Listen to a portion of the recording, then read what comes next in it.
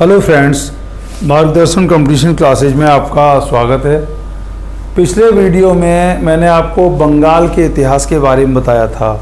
मध्यकाल में बंगाल की राजनीतिक स्थिति क्या थी, इसके बारे में आपको बताया था। आज के वीडियो में आपको गुजरात के इतिहास के बारे में, मध्यकाल में गुजरात की स्थिति क्या थी, इसके बारे में बताया जाएगा। देखिए, गुजरात की जो राजनीतिक स्थिति है, गुजरात की जो भौगोलिक स्थिति है, गुजरात ने भारत के इतिहास में अपने आर्थिक गतिविधियों में, विशेषकर वैदेशिक व्यापार में अत्यंत महत्वपूर्ण भूमिका का निर्वाह किया है। तो हम देखते हैं कि गुजरात के मध्यकालीन इतिहास के बारे में बताने से पहले गुजरात की राजनीतिक पृष्ठभूमि के बारे में बताना भी आवश्यक है। हम देखते हैं गुजरात की अगर हम बात करते हैं तो देखते हैं कि इंडस वैली सिविलाइजेशन, हड़प्पा सभ्यता में हम देखते हैं लोथल डॉकयार्ड, लोथल बंदरगाह जो मिला है, वहाँ से वैदेशिक व्यापार के साक्ष्य प्राप्त होते हैं कि इंडस वैली सिविलाइजेशन में, हड़प्पा सभ्यता में किस तरह से वैदेशिक व्यापार लोथल के माध्यम से होता था। इसके बाद हम देखते हैं, जब हम साम्राज्यवाद के दौर में आते हैं, देखते हैं जिस तरह मौर्य साम्राज्य का भारत में उदय होता है, मौर्य साम्राज्य का भारत में प्रसार होता है, तो जो गुजरात का क्षेत्र है ये मौर्य साम्राज्य के अंतर्गत रहता है। हम देखते हैं किस प्रकार से सुदर्शन झील का निर्माण करवाया गया है, तो ये से पता चलता है कि गुजरात किस प्रकार से मौर्य साम्राज्य के अंतर्गत था। इसके बाद हम देखते हैं कि गुप्त साम्राज्य के अंतर्गत भी रहता है। लेकिन हम देखते हैं जब गुप्त साम्राज्य का पतन होता है और स्कंदगुप्त के बाद, फिर हम देखते हैं कि गुप्त साम्राज्य के पतन के बाद, स्कंदगुप्त के समय तक तो गुजरात का जो शासक होता है वो अधीनता स्वीकार गुजरात के सेनापति करते हैं। बाद में हम देखते हैं स्कंदगुप्त के बाद गुजरात स्वतंत्र हो जाता है। स्कंदगुप्त के जो सेनापति थे भट्टारक, उन्होंने क्या किया है, वल्लभी में एक नवीन राजवंश, मैत्रक राजवंश की स्थापना की है और उनके पुत्र के द्वारा भी बाद में सेनापति की उपाधि धारण की जाती है। लेकिन हम देखते हैं कि जो तीसरा जो शासक होता है राजा द्रोण सिंह, उसके द्वारा महाराजा की उपाधि ग्रहण की जाती है। और इस प्रकार से हम देखते हैं 6वीं शताब्दी के उत्तरार्ध तक ये पूरी तरह से स्वतंत्र हो जाता है। 6वीं शताब्दी के उत्तरार्ध में ये स्थिति होती है कि मालवा पर भी इनका अधिकार हो जाता है। छोटी शाखा एक वल्लभी से शासन चलाती है। ध्रुवसेन सेकंड हर्ष के समकालीन था और ध्रुवसेन सेकंड के साथ में महाराज हर्षवर्धन ने अपनी पुत्री का विवाह किया है। इस प्रकार हम देखते हैं कि ध्रुवसेन सेकंड जो मैत्रक राजवंश का शासक था गुजरात का, वो हर्षवर्धन का दामाद था और उसका अधीनस्थ सामंत था। इसके समय में हुएनसांग ने भी वल्लभी की यात्रा की है। वल्लभी के बारे में आपको मालूम होना चाहिए कि जिस तरह से तक्षशिला विश्वविद्यालय भारत का प्राचीनतम विश्वविद्यालय था, न केवल भारत का बल्कि विश्व का प्राचीनतम विश्वविद्यालय था, इसी तरह से हम देखते हैं कि बिहार में नालंदा विश्वविद्यालय अत्यधिक प्रसिद्ध विश्वविद्यालय था। लेकिन हम देखते हैं कि गुजरात के वल्लभी विश्वविद्यालय की भी मान्यता या महत्ता कहीं कम नहीं थी। विशेषकर हम देखते हैं कि यहाँ से शिक्षित विद्यार्थी प्रशासनिक सेवाओं में अधिकता से विद्यमान होते थे, अधिकता से उपलब्ध होते थे। तो इस प्रकार से हम कह सकते हैं कि वल्लभी विश्वविद्यालय की भी शिक्षा के क्षेत्र में अत्यधिक महत्ता रही है। इसके बाद हम देखते हैं कि इत सिंह ने भी गुजरात के शासक के बारे में, गुजरात के राजवंश के बारे में बताया है। फिर हम देखते हैं कि बाद में चालुक्य या सोलंकी राजवंश का, जब राजपूतों का उदय होता है, राजपूत काल आता है, तो गुजरात में चालुक्य या सोलंकी राजवंश का शासन हो जाता है। हम देखते हैं कि आपको जब मैंने राजपूत राजवंशों की उत्पत्ति के बारे में बताया था, तो बताया था किस प्रकार से माउंट आबू पर 4 योद्धाओं की उत्पत्ति हुई थी, उनमें से एक चालुक्य भी थे। तो चालुक्य की जो उत्पत्ति है वो अग्निकुल के सिद्धांत के तहत मानी जाती है। और गुजरात में जो चालुक्य राजवंश है इसके संस्थापक मूलराज होते हैं। मूलराज ने 941 से लेकर 997 तक 95 तक शासन किया है। और मूलराज के बाद हम देखते हैं कि चामुंडराज शासक बनते हैं, जिनके 2 पुत्र थे, बल्लभवर्धन और दुर्लभवर्धन। तो दुर्लभ राज बाद में शासक बनता है मूलराज के बाद में। और दुर्लभ राज के जो उत्तराधिकारी होते हैं, दुर्लभ राज के उत्तराधिकारी भीमदेव फर्स्ट अत्यधिक शक्तिशाली शासक हुए हैं, जिन्होंने अपने साम्राज्य का विस्तार किया है, पड़ोसी राजाओं को पराजित किया है।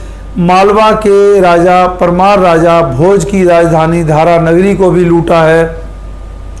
लेकिन हम देखते हैं भीम फर्स्ट के समय में ही महमूद गजनवी ने सोमनाथ पर आक्रमण किया है, सोमनाथ के मंदिर का विध्वंस किया है और सोमनाथ को लूटा है।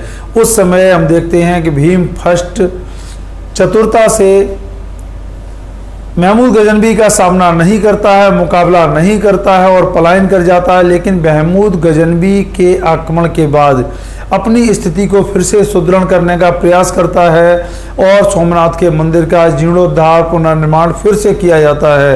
ये सारे काम होते हैं। अत्यधिक शक्तिशाली शासक था भीम फर्स्ट। उसके बाद हम देखते हैं कि उसका पुत्र कर्ण शासक बनता है। कर्ण के बाद हम देखते हैं जयसिंह सिद्धराज। जयसिंह सिद्धराज 11वीं शताब्दी के अंत में 1094 में शासक बनते हैं और 1143 तक शासक रहे हैं। जयसिंह सिद्धराज अत्यधिक शक्तिशाली शासक थे और इन्होंने परमार वंश के शासक यशोवर्मन को पराजित किया है, बंदी बनाया है, बाद में अपनी अधीनता में उन्हें शासक स्वीकार किया है। इसके अलावा हम देखते हैं जयसिंह सिद्धराज ने चौहानों और बुंदेलखंड के चंदेलों को भी, शाकंभरी के चौहानों को और बुंदेलखंड के चंदेलों को भी पराजित किया है। शाकंभरी में जो चौहान शासक उस समय अरुणोराज थे वो इनसे पराजित होते हैं, ऐसा माना जाता है। इसके बाद हम देखते हैं जयसिंह सिद्धराज ने जैन विद्वान हेमचंद्र को संरक्षण प्रदान किया है। माउंट आबू पर अपने 7 पूर्वजों की हाथियों के ऊपर मूर्तियों का निर्माण करवाया है और इस प्रकार से अपने पूर्वजों की पूजा आरंभ की है, उन्हें मंदिरों का स्वरूप प्रदान किया है। और सिद्धपुर में रुद्र महाकाल के शिव मंदिर का निर्माण करवाया है। तो इसने जैनों को और शैव धर्म का ये व्यक्तिगत रूप से अनुयायी था और इसने जैन धर्म को भी संरक्षण प्रदान किया है। इसके अलावा हम देखते हैं कि इनके बाद में फिर क्या होता है। जयसिंह सिद्धराज के बाद में इनका जो उत्तराधिकारी कुमारपाल शासक बनते हैं और कुमारपाल भी अत्यधिक शक्तिशाली शासक थे। इनके समय में क्या होता है कि जैन धर्म को अत्यधिक प्रश्रय प्रदान किया जाता है कुमारपाल के समय में। और कुमारपाल के बाद हम देखते हैं कि भीम सेकंड शासक बनते हैं। भीम सेकंड जब शासक बनते हैं तो भीम सेकंड ने, मैंने आपको बताया था जब तुर्कों के आक्रमणों के बारे में बताया था, भीम सेकंड ने किस प्रकार से मोहम्मद गोरी को पराजित किया था। और इसके बाद हम देखते हैं 1195 में ऐबक को बुरी तरह, कुतुबुद्दीन ऐबक को बुरी तरह से पराजित किया था और अजमेर तक खदेड़ दिया था। लेकिन हम अंततः देखते हैं 1197 में तुर्कों के द्वारा भीम सेकंड पराजित हो जाते हैं और इस प्रकार से अनिलवाड़ा को मुस्लिम शक्तियों के द्वारा, तुर्कों के द्वारा बुरी तरह से लूट लिया जाता है। लेकिन हम देखते हैं कि 1201 में भीम सेकंड फिर से गुजरात पर अधिकार करने में सफल हो जाते हैं। लेकिन आंतरिक रूप से हम देखते हैं कि गुजरात की शक्ति का क्षरण हो चुका था और गुजरात की शक्ति का क्षरण होने के बाद हम देखते हैं कि तमाम पड़ोसियों के आक्रमणों का भी उन्हें सामना करना पड़ता है, जिनमें देवगिर क्षेत्र के यादव शासक भी थे, मालवा के शासक भी थे, तुर्कों की शक्ति भी थी। तो इस प्रकार से हम देखते हैं कि चालुक्यों के मंत्री लवण प्रसाद जो बघेल थे, जिन्होंने बाद में बघेल राजवंश की गुजरात में स्थापना की है। गुजरात पर अपना अधिकार कर लेते हैं और हम देखते हैं कि 1240 तक बाद में ये राजधानी पर भी अपना अधिकार बघेल राजवंश के द्वारा कर लिया जाता है। तो हम देखते हैं कि भीम सेकंड ही अंतिम शासक सिद्ध होते हैं गुजरात के चालुक्य वंश के। और इसके बाद जब बघेलों का अधिकार हो जाता है तो फिर बाद में हम देखते हैं कि राजधानी पर इनका अधिकार हो जाता है। अंततः फिर हम देखते हैं कि अलाउद्दीन खिलजी के समय में गुजरात विजय के दौरान, मैंने बताया था गुजरात उसकी पहली महत्वपूर्ण विजय थी उत्तर भारत की, तो गुजरात विजय के लिए उलुग खां और नुसरत खां के द्वारा गुजरात विजय का अभियान चलाया जाता है अलाउद्दीन खिलजी के समय में। तो गुजरात को जीत लिया जाता है, गुजरात पर अधिकार कर लिया जाता है और इसके बाद गुजरात तुर्की सत्ता का अंग बन जाता है। फिर हम देखते हैं कि तुगलक शासन के अंतर्गत गुजरात पर फिर से गुजरात पर पूर्ण अधिकार किया जाता है, गुजरात के विद्रोह का दमन किया जाता है और इसके बाद क्या होता है, गुजरात में कैम्बे को लूटा जाता है और कैम्बे से ही मलिक काफूर को प्राप्त किया गया था अलाउद्दीन खिलजी के समय में। फिर हम देखते हैं कि मोहम्मद बिन तुगलक के समय में और उसके बाद हम देखते हैं फिरोज तुगलक के समय में। फिरोज तुगलक के समय में यहाँ पर एक जाट जमींदार, जाट सामंत होता है, उसे फिरोज तुगलक के द्वारा तुगलक शासन में इस्लाम में कन्वर्ट कर लिया जाता है। और तुगलकों के समय में जब इस्लाम में कन्वर्ट कर लिया जाता है तो बाद में हम देखते हैं कि जफर खां के पिता ने ही इस्लाम को स्वीकार किया था। जफर खां इक्तेदार बनाया जाता है 1391 में नासिरुद्दीन महमूद के समय में, जो फिरोज तुगलक का उत्तराधिकारी था। इसे गुजरात का इक्तेदार बनाया जाता है। 1401 में हम देखते हैं कि तैमूर आक्रमण जो दिल्ली में हुआ है उसकी अव्यवस्था के कारण, उसकी अफरा तफरी में ये अंततः अधीनता का परित्याग कर देता है और गुजरात में एक स्वतंत्र शासक का व्यवहार करने लगता है। बाद में इसका पुत्र तातार खां जो होता है इसके विरुद्ध विद्रोह करता है, अंततः तातार खां की मृत्यु होती है। बाद में फिर ये मुजफ्फर शाह की उपाधि से जफर खां शासक बन जाता है गुजरात का। और जब इसकी मृत्यु होती है 1411 में तो इसके बाद तातार खां का पुत्र और जफर खां का पौत्र अहमद शाह गुजरात की गद्दी पर बैठता है। वास्तव में देखा जाए तो यही गुजरात में अपने वंश का संस्थापक था, गुजरात राज्य का वास्तविक संस्थापक था। यह अत्यधिक साम्राज्यवादी था। इसने अपने पड़ोसी राज्यों से निरंतर युद्ध किए हैं, लगातार युद्ध में रत रहा है और लगातार युद्धों के दौरान इसने अपने पड़ोसी राजपूतों से, पड़ोसी मालवा के शासकों से लगातार युद्ध किए हैं, उन्हें अपने साम्राज्य का विस्तार किया है और अधीनता स्वीकार करने के लिए बाध्य किया है। हम देखते हैं जो गुजरात का एक प्राचीन नगर था आसवाल को ही ये अहमदाबाद नगर का नाम देता है और अहमदाबाद नगर की स्थापना करता है प्राचीन आसवाल नगर के ऊपर ही। और इसी अहमदाबाद को ये पाटन जो अनिलवाड़ा या पाटन जो राजधानी थी गुजरात की, उसे अहमदाबाद स्थानांतरित कर लेता है और गुजरात की राजधानी अहमदाबाद हो जाती है। और इसके बाद हम देखते हैं ये क्या करता है, ये धार्मिक रूप से अत्यधिक असहिष्णु था। इसने सिद्धपुर के प्राचीन तीर्थ स्थल को नष्ट कर दिया है।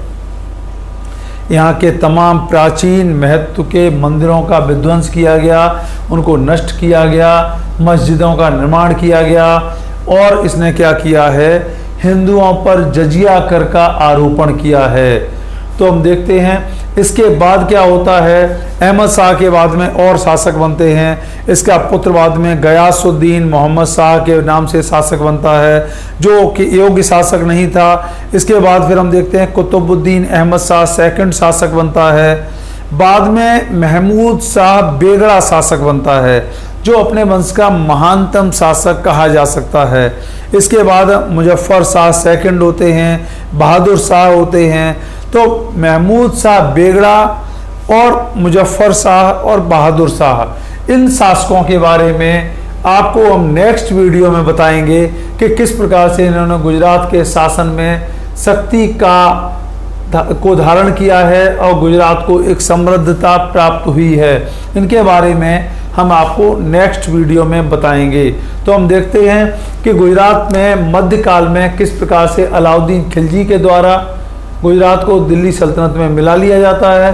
उसके बाद तुगलक के समय में हम देखते हैं कि यहाँ पर इस्लामीकरण की नीति के तहत जफर खां के पिता को इस्लाम में कन्वर्ट किया जाता है तुगलक शासन के अंतर्गत, और बाद में जफर खां गुजरात का शासक बनता है और एक गुजरात में एक पृथक राज्य की स्थापना होती है, जो हम देखते हैं कि मुगल शासन की स्थापना तक गुजरात एक स्वतंत्र राज्य के रूप में विद्यमान रहता है। तो नेक्स्ट वीडियो में हम गुजरात के अगले शासक विशेषकर महमूद शाह बेगड़ा, मुजफ्फर शाह और बहादुर शाह के बारे में बताएंगे। आप मेरे इस मार्गदर्शन कंपटीशन क्लासेज चैनल को सब्सक्राइब करें, वीडियो को लाइक और शेयर करें। धन्यवाद।